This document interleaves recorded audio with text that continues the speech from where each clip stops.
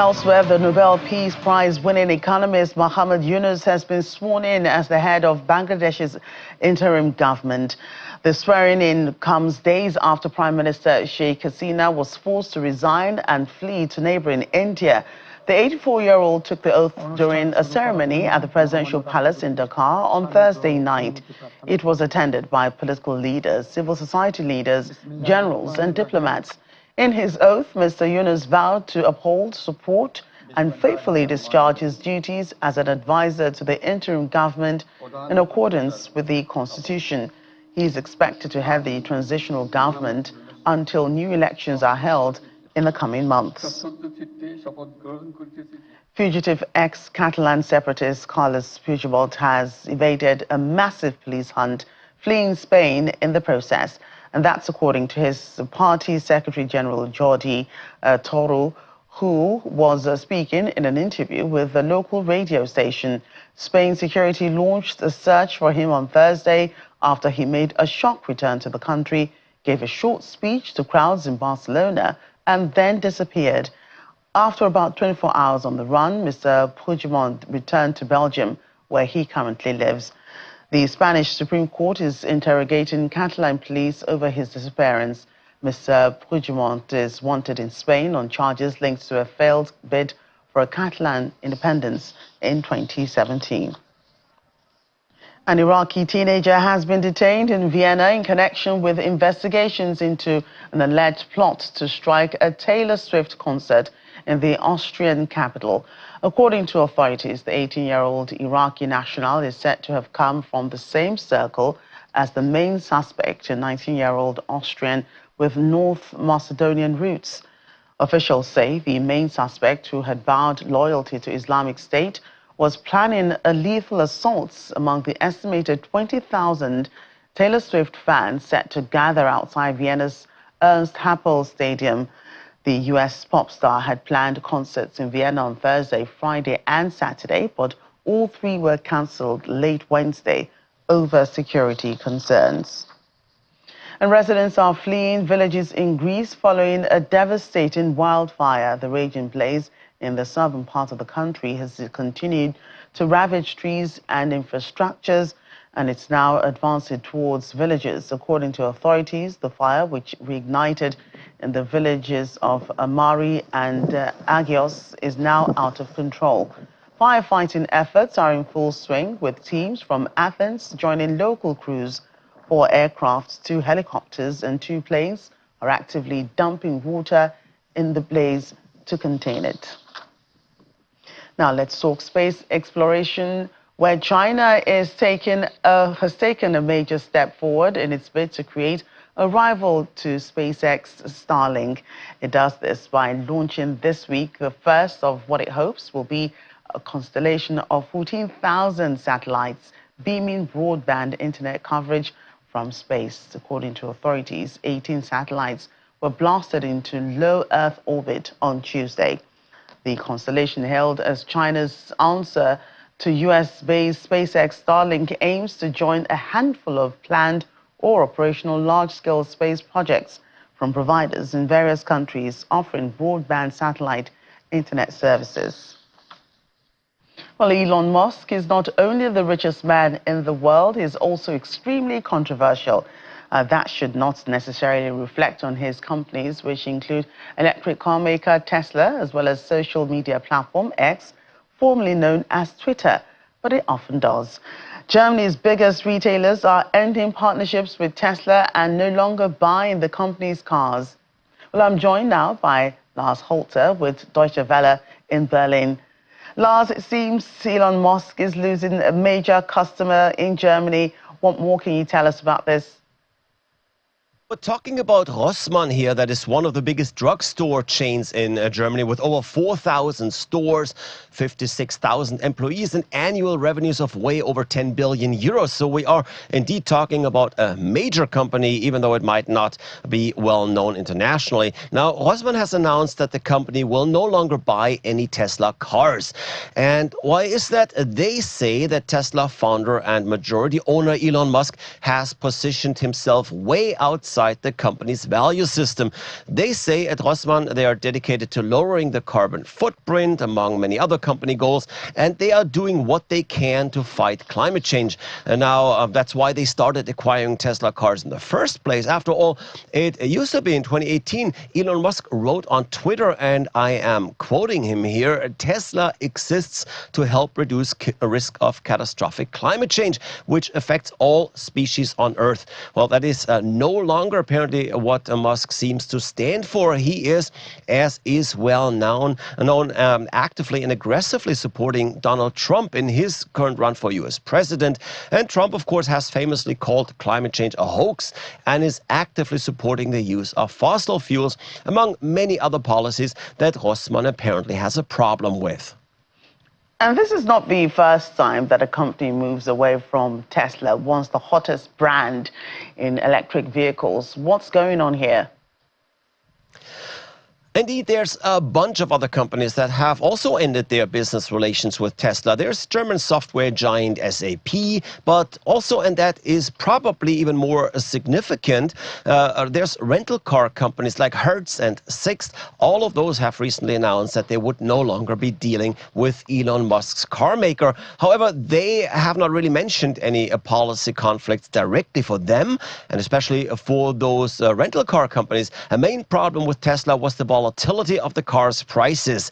It's way different, of course, from regular cars, partially because the electric car market is not as well established yet as the market for regular fuel or diesel cars, combustion engine cars, but also you can't really deny it because of the volatility we've seen with Elon Musk himself, who has angered so many people in so many ways that it has had an effect on Tesla resale values, as cars seem to be more popular or less popular with buyers depending on the latest news and current perception of the boss. And that in turn is a risk companies don't want to take on any longer, because often they look at reselling cars after just a few years. And of course, they are counting on them to retain a certain value. And why is Elon Musk risking the success of his companies this way? Yeah, that's a great question. Obviously, Elon Musk is quite a character. He's a genius, maybe a visionary, but he's also loud and he's reckless. He's an egomaniac. He's been called a psychopath.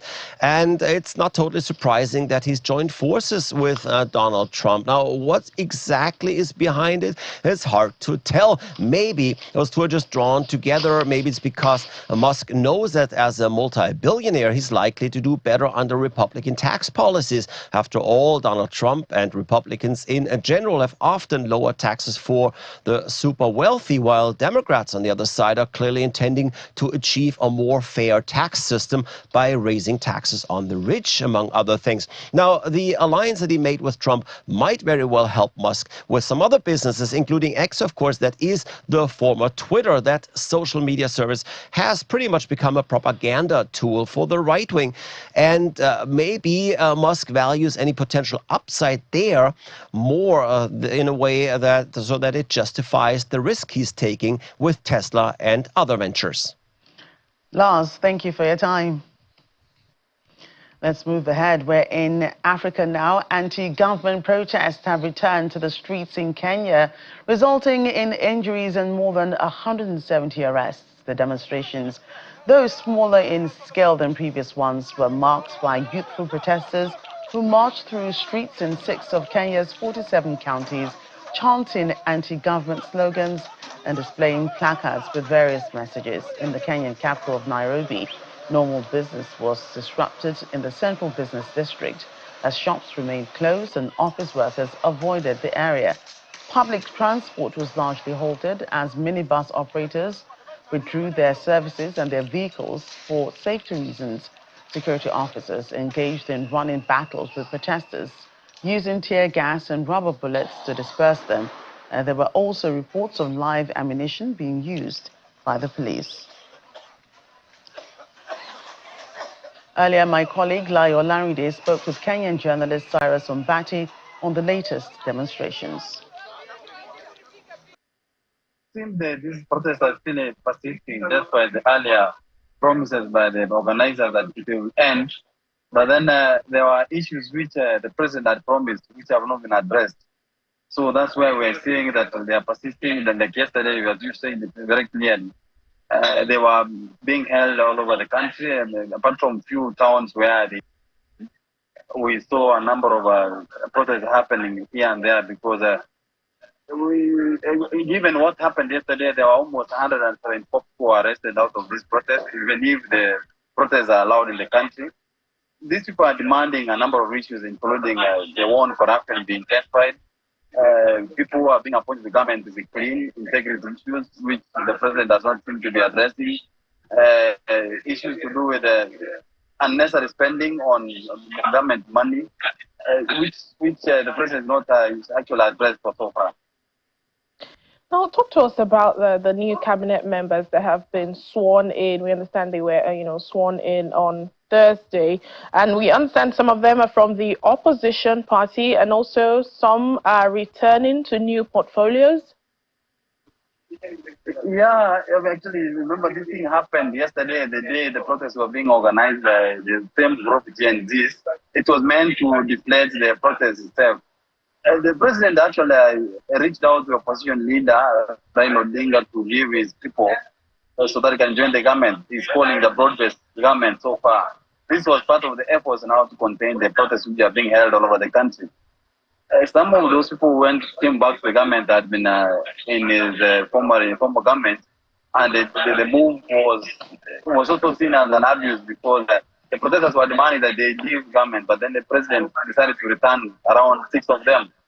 Those are part of the issues the protesters are raising, that why are you returning these people, and yet we demanded that they leave government because of one or two issues to do with integrity and poor governance.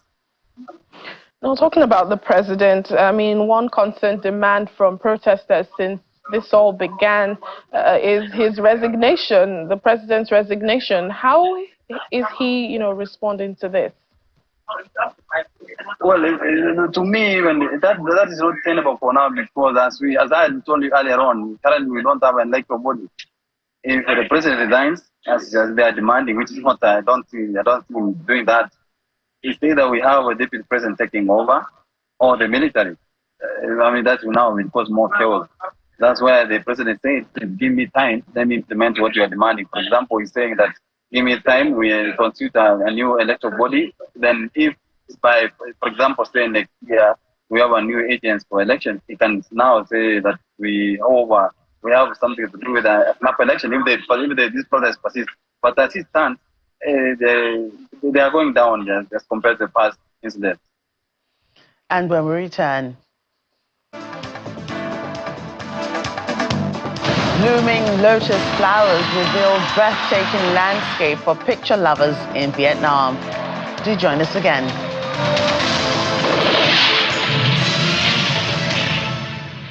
Welcome back. The United Nations Office of Counterterrorism is warning that the Islamic State extremist group is escalating its threat level amid the political unrest in West Africa and the Sahel. Counterterrorism Chief Vladimir Voronov informed the Security Council that a large area of Africa might come under the influence of the Islamic State and related terrorist groups as the group remains focused on conducting attacks abroad. According to him, the affiliates of the IS group have expanded and reinforced their operational zones in West Africa and the Sahel, and also broadened and strengthened their territories. These groups continue to expand in the Sahel and inflict high casualties, undermining regional stability. Two of the Daesh affiliates in the region, the Islamic State West Africa province and the Islamic State in the Greater Sahel, have expanded and consolidated their areas of operations. Should these groups extend their influence in northern littoral states, a vast territory stretching from Mali to northern Nigeria could fall under their effective control. ISIL-K has improved its financial and logistical capabilities in the past 6 months, including by tapping into Afghan and Central Asian diasporas for support. The group has also intensified its recruitment efforts. The activity of Daesh and other terrorist groups in Afghanistan remains a significant concern. We must unite to prevent Afghanistan from once again becoming a hotbed of terrorism.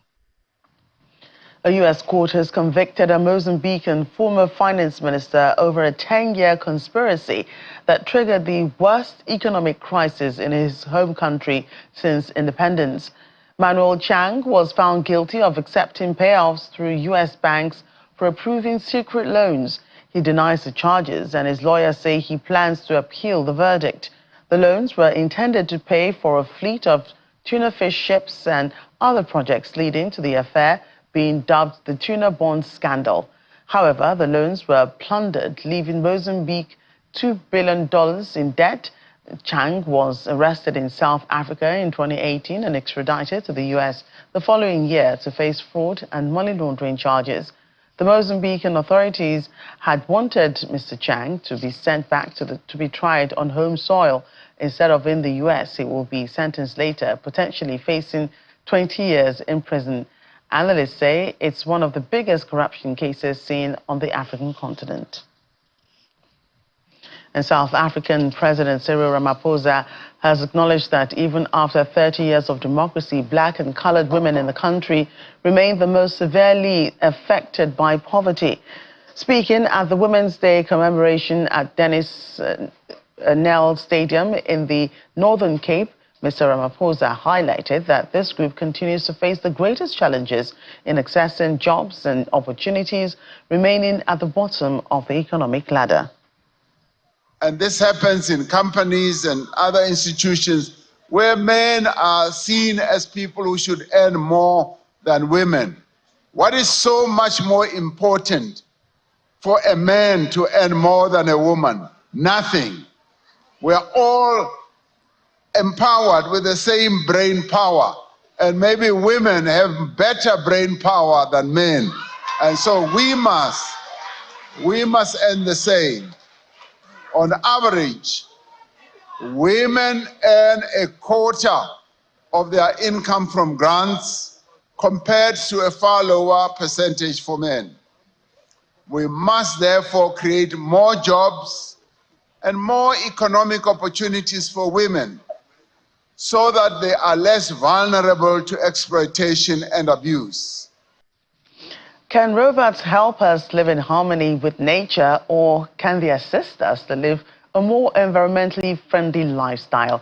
Well, that's what school teams participating in the World Robot Olympiad will find out as they work with the theme Earth Allies. The World Robot Olympiad is more than just a competition.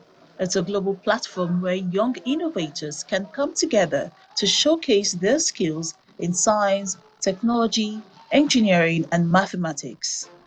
This year's theme is Earth Allies, one that focuses on the symbiotic relationship between humans and nature. From natural disasters. Can robots? Education, and particularly robotics. Here in Nigeria, the national organizer for the World Robot Olympiad is the ArcLight Foundation, and their aim is to enhance STEM education across the country. In the world where technology is advancing at an unprecedented pace, robotics stands at the forefront of transformative change. This competition is more than just a showcase of technical skills. It is a testament of the ingenuity and determination of our bright minds who pursue to push the boundaries of what is possible, especially with the coaches as well. Alongside the annual robotics competition is a symposium with the theme Embedding Robotics and STEM Education in the Nigerian Curriculum. This aims to discuss and promote the integration of robotics and STEM education in schools. Many more people are leaving the field of hardware, and that's why we find out that our problems in Nigeria remain. Because while we have a lot of apps, there are so many apps on your phones, but how many physical solutions, how many self-driving vehicles, and so on do we have? So until we begin to encourage robotics, not just at the primary school level, but even within the university level and post-educational levels, we may continue to struggle as a country. For us to access the Generation Alpha children, we've got to speak the language that they understand. Robotics in particular offers a unique opportunity to engage your children in hands-on learning, developing their creativity and problem-solving skills. By incorporating robotics into our curriculum, what will happen? We can improve students' engagement and motivation. We can develop essential skills like coding, programming, and engineering. And not only that, we can also enhance our children's understanding of science, technology, engineering, and mathematics. Using Lego Mindstorms, these young minds are exploring how leveraging robotics can help foster harmony between humans and nature. The competition features 4 main categories: Robomission, Robosports, Future Innovators, and Future Engineers. Each category challenges students to push the boundaries of what robots can do. My experience has been well in this competition. It has helped me in creativity and everything. Like, I've always been dreaming on going for a competition about robotics because building a robot has always been my dream. We're asked to design a robot that will help to solve the problems involving the lake elements, the green elements, which are the park elements, to solve the problems involving pollution, environmental problems, including farming. For the past month or so, we've been working on building a robot from scratch. We didn't even have any build. It's been a wonderful event. It's also been stressful. Preparing for this kind of event takes months of practice. The national competition serves as a qualifying stage, with winners earning the chance to represent Nigeria at the World Robot Olympiad International Final in Turkey in November.